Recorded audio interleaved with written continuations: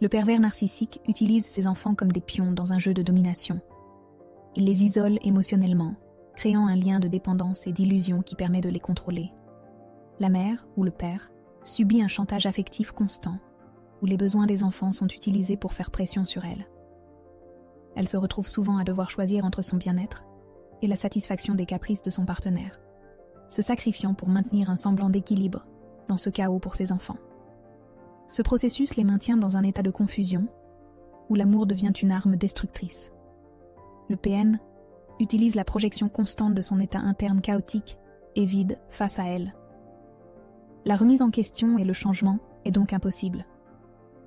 Il existe une inconstance dans son humeur, instillant le doute et la confusion dans les esprits, créant une distorsion de la réalité, mensonges et acharnement, le chantage subtil et sournois pour arriver à ses fins, et ce peu importe les dommages collatéraux.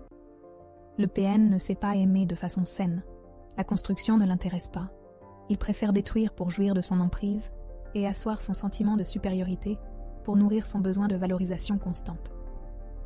La manipulation se manifeste sous forme de critique et de comparaison, instillant un sentiment d'infériorité chez la mère et dans l'esprit des enfants.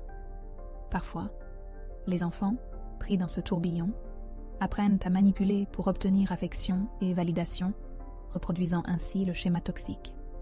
Ils grandissent dans la peur du rejet, se battant constamment pour plaire, oubliant leurs propres besoins. La mère, face à cette dynamique, peut se sentir piégée, incapable de sortir de ce cycle infernal, ce qui rend la situation encore plus complexe. Elle doit trouver la force de renverser cette dynamique, pour elle-même et pour ses enfants, afin de rompre ce cercle vicieux de manipulation et de souffrance.